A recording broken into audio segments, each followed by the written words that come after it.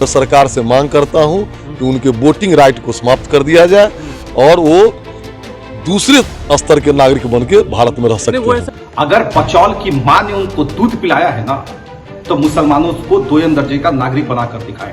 Bharatiya Janata party की विचारधारा नफरती माहौल को, झगड़ा झंझट को आगे बढ़ाना चाहती है और ये शर्मनाक है। नमस्कार, इनसाइडर लाइव में आपका स्वागत है। आपके साथ में मैं हूं अनामिका।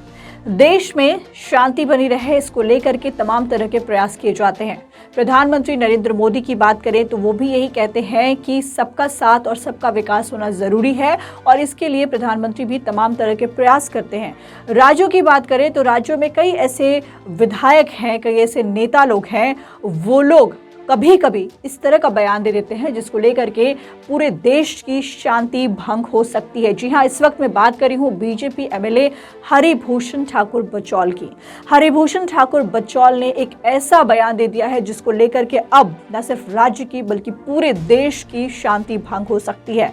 हरिभूषण ठाकुर बचौल ने मांग की है कि मुसलमानों से वोटिंग राइट छीन लेनी चाहिए, यानी कि मुसलमानों से वोटिंग राइट जो है उनका वो समाप्त कर देना चाहिए। आपको बता दें कि उन्होंने साफ तौर पर कहा है कि मुसलमानों से वोट देने का अधिकार जो है वो सरकार को ये मांग की है उन्होंने कि मुसलमानों से वोटिंग राइट समाप्त कर देनी चाहिए। 1947 में देश का विभाजन हो गया था और उसके बाद उन लोगों को एक पूरा का पूरा देश, अलग देश मिल गया है, उनको वहीं चले जाना चाहिए और अगर ऐसा नहीं होता है, वो यहाँ रह रहे हैं अपने देश में, तो उनकी वोटिंग राइट को समाप्त कर देनी चाहिए। अब इस बयान को लेकर के सियासत इतनी ज्यादा गर्म है जिसको लेकर के पूरे देश की शांति भंग हो रही है। आपको सुनवाते हैं कि हरिभूषण ठाकुर बचौल ने क्या कुछ कहा है। जनसंख्या के हिसाब से आप छोड़ रहे हैं, जनसंख्या के हिसाब से उनको भागीदारी दिया जाए। इस पर मेरा कहना है कि 1947 में देश का विभाजन हुआ धर्म के नाम पर, उनको दूसरा देश मिल गया, वो दूसरे देश में चले जाएं। अगर यहाँ रह रहे हैं तो मैं सरकार से मांग करता हूँ कि उनके वोटिंग राइट को समाप्त कर दिया जाए और वो दूसरे स्तर के नागरिक बन के भारत में रह सकते हैं। वो ऐसा क्यों करें? आपको लगता है कि इसके पीछे कुछ एजेंडा है? बिल्कुल एजेंडा है, आईएसआई का एजेंडा है, इस्लामिक स्टेट बनाने का एजेंडा है। जहां रह जाएंगे, अफगानिस्तान में क्या कर रहे हैं? अफगानिस्तान को देखिए, पाकिस्तान को देखिए, ये मानवता के दुश्मन है। लेकिन आप कहें कि हाँ वोटिंग राइट अब छीन लें? निश्चित वोटिंग राइट जरूर छीन लिया जाए। आपको लगता है कि अब वो अल्पसंख्यक हैं? जी नहीं, वो अल्पसंख्यक है, ये नहीं है।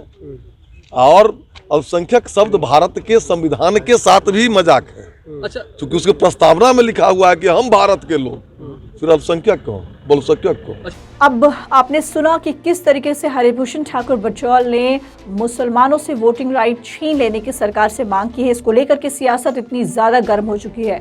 हम प्रवक्ता दानिश रिजवान ने पलटवार किया है और उन्होंने सीधे तौर पर मां के दूध पर सवाल उठा दिया है। उन्होंने कहा है कि अगर बीजेपी एमएलए ने मां का दूध पिया है तो मुसलमानों को दोयम दर्जा का नागरिक बना करके दिखाएं। जी हाँ, ये साफ तौर पर उन्होंने कहा है कि मुसलमानों को दोयम दर्जे का नागरिक बना करके दिखा दें अगर बचौल ने मां का दूध पिया है तो। और ये भी कहा है कि मानसिक रूप से विक्षुब्ध व्यक्ति हैं। मोदी जी के बारे में भी उन्होंने कहा और कहा कि मोदी जी हमेशा ही सबका साथ सबका विकास जरूरी है, ये कहते आए हैं प्रधानमंत्री नरेंद्र मोदी। और ऐसे में इस तरह का बयान देना बीजेपी एमएलए का, क्योंकि उन्होंने ये कहा कि ये लोग सिर्फ और सिर्फ हिंदू मुसलमान करके कहीं ना कहीं वोट बैंक की राजनीति करते हैं और विधायक बनते हैं। अब आप सुनिए कि हम प्रवक्ता दानिश रिजवान क्या कुछ कह रहे हैं। मुसलमानों से मताधिकार छीनने की बात कहने वाले भारतीय जनता पार्टी के विधायक हरिभूषण ठाकुर बचौल मानसिक तौर पे विक्षुब्ध हो चुके हैं। अगर बचौल की मां ने उनको दूध पिलाया है ना, तो मुसलमानों को दोयम दर्जे का नागरिक बनाकर दिखाएं।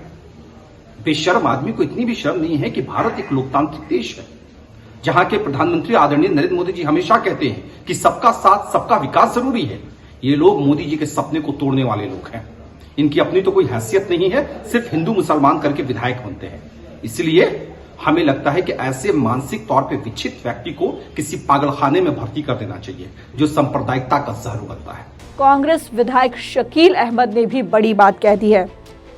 जी हाँ, आपको बता दें कि कांग्रेस के विधायक शकील अहमद खान ने बीजेपी विधायक पर जोरदार तंज कसा है और उन्हें नफरत फैलाने वाला कहा है। जी हाँ, देश में नफरत फैलाने वाला कहा है, क्योंकि पहले ही इस तरह के बयान के बाद में कितनी बार ऐसा हम देख चुके हैं कि हिंदू और मुसलमान के बीच दंगे हो चुके हैं, बहुत झगड़े हो चुके हैं और उसके बाद काफ़ी कोशिशों के बाद इन सब चीज़ों को शांत किया गया और सब अब मिल करके साथ में रह रहे हैं। लेकिन इनका एक बयान आग में घी का काम कर सकता है और इसी पर कांग्रेस विधायक शकील अहमद ने बीजेपी एमएलए पे कहा है कि वो कहीं ना कहीं देश की शांति को भंग करने की कोशिश कर रहे हैं और नफरत फैलाने वाला माहौल तैयार कर रहे हैं।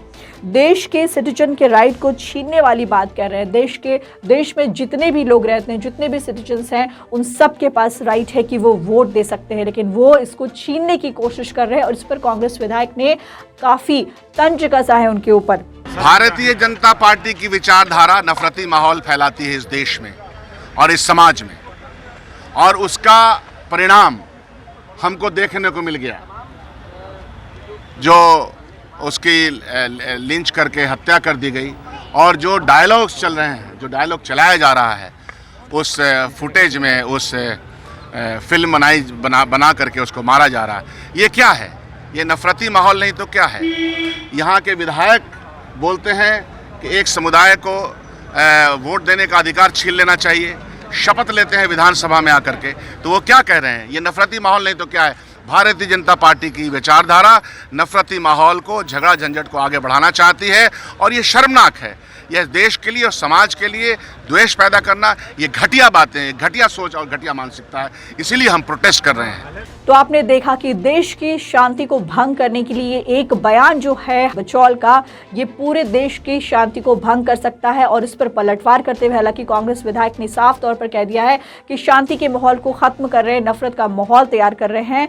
लेकिन अब इस पर सियासत और कितनी ज्यादा गर्म होती है, क्योंकि बिहार विधानमंडल का बजट सत्र चल रहा है और आपको ये बता दें कि इसमें ऐसे भी काफी हंगामे होने वाले हैं। ये बयान हंगामे को और भी गर्म कर सकता है। फिलहाल इस खबर में इतना ही। नामिका को दीजिए इजाजत। नमस्कार।